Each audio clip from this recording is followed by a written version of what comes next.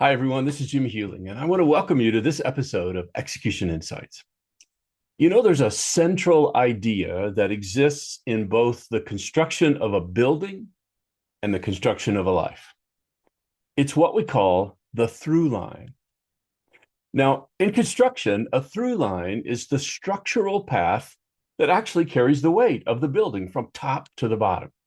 And if it's broken, even slightly, the whole structure of the building will weaken. But when it's intact, it stands for generations. And over the years, my work as a leader and a coach has shown me that this same idea, this through line, is true in a life.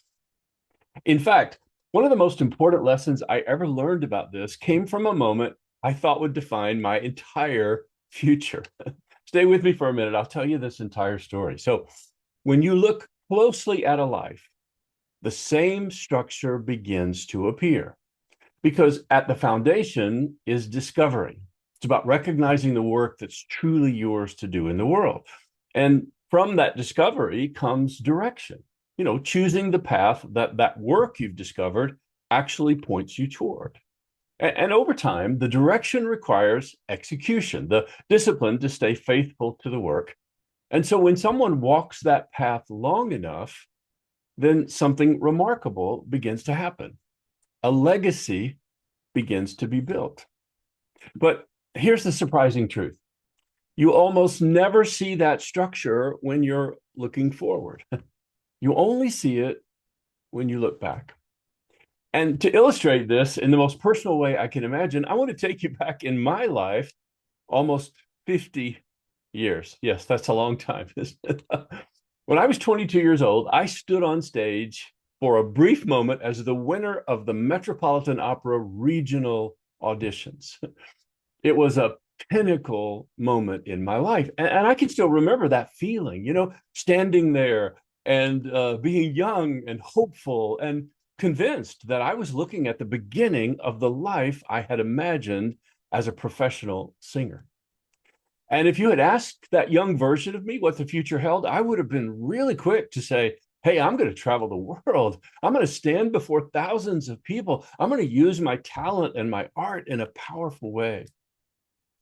Well, as it turned out, 50 years later, everything I would have said on that day would be true, but it would not have been true in the way I imagined. Because at 22, I thought that moment was establishing the trajectory of my life. In other words, I thought I was seeing my through line, but I wasn't. I was only seeing the form of my life at that stage, not the structure. Now, I wasn't wrong about the gifts I had been given, and I wasn't wrong about the desire to use them in a meaningful or a creative way. I was just wrong about how they would be used. And I think the same thing is true for many of us. Now, since that day, I've coached more than 600 people across 7 countries, all of whom are wrestling with some of the questions that matter most. And these questions don't go away easily. They have to be answered at some point. Questions like, who am I? And what should I do with my life? And even if I'm doing something with my life, why am I not happy? Well, it turns out the answer almost always returns to this same place, the through line. In other words, the pattern beneath the circumstances.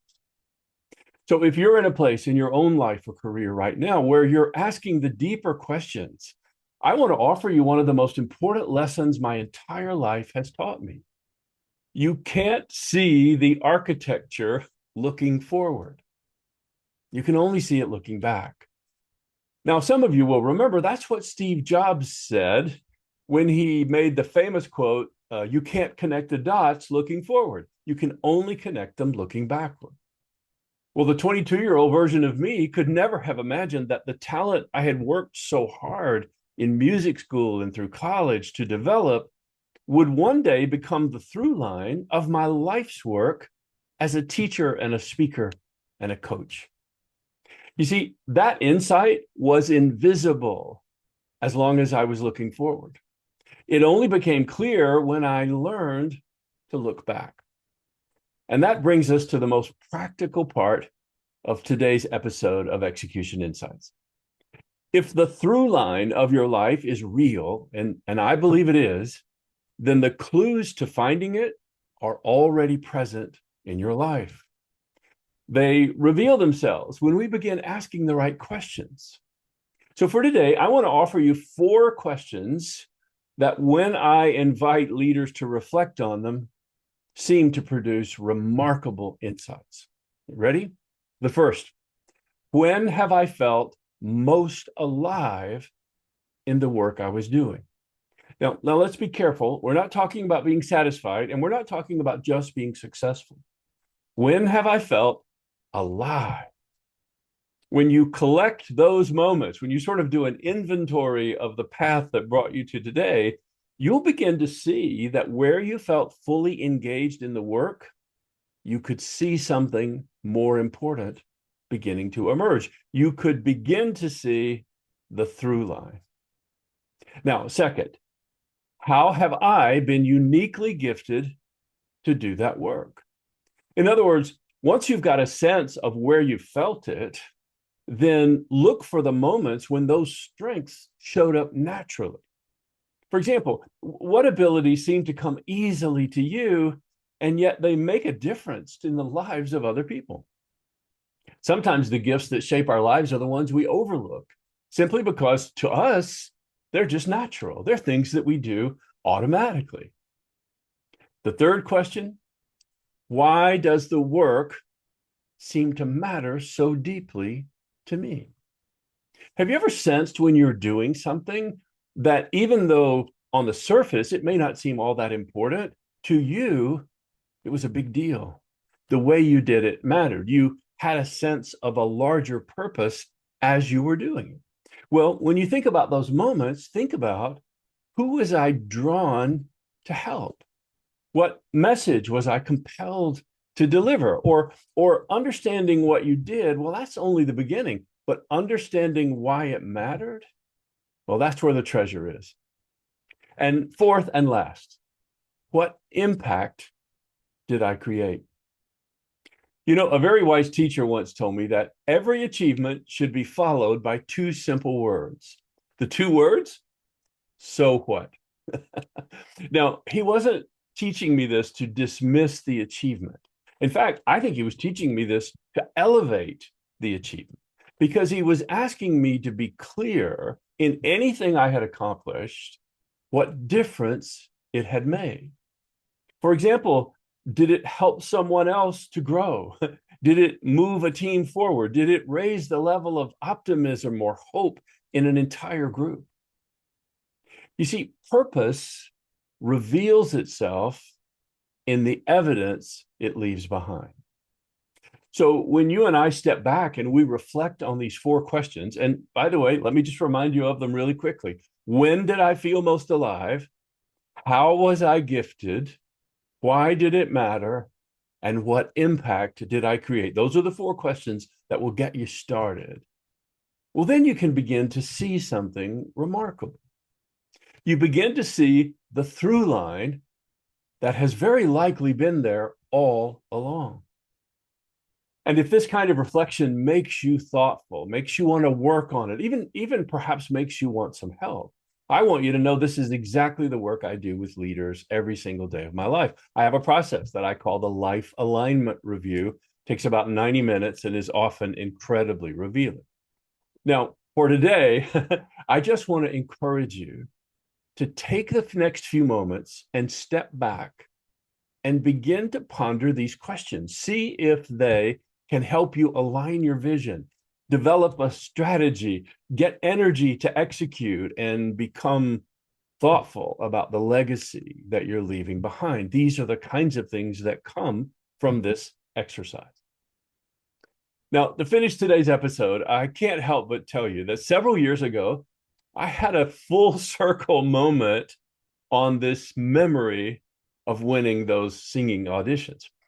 Now, in this version, I happen to be on the other side of the world in a country far from my home. I also happen to be standing in front of 10,000 people who had gathered to hear me give a speech about impact and purpose in business and in life. And the thing that struck me as I was standing on that stage, looking out across all of those faces gathered in this massive ballroom, something unexpected happened. In that exact moment, I remembered that young singer standing on a stage who was once me, who was convinced he understood what his life was going to be. And for just a moment, all the years of my life collapsed into a single thought. Yes, I was on a different stage, and yes, I was delivering a different message, but it was the same through line. I was still using my gifts to bring a message or to generate hope, or in this case, to uplift and inspire. You see, I hadn't lost the dream. I had grown into it. Now, it wasn't in the way I imagined at 22, but I want to tell you, it was in the way I was designed for. And that's what I want for each of you. Not a perfect prediction of what your future holds, not a flawless path, but instead the courage to discover step by step what your own through line is and to follow it. Because when you discover the work that is truly yours to do, as I have today by being a coach and an author, when you choose that clear direction, when you execute it with discipline, when you stay faithful to it over time, I promise you this, the legacy of your life begins to rise. And like a building constructed for the ages, your life will stand steady and visible and strong, and it will inspire everyone who sees it. So remember, you can never connect the dots looking forward, but when we look back, we can often see the through line that's been there all along. And the more we live in alignment with that through line, the greater our life, our legacy, and our joy will always be. I hope you've enjoyed this episode of Execution Insights, and I look forward to seeing you on the next episode.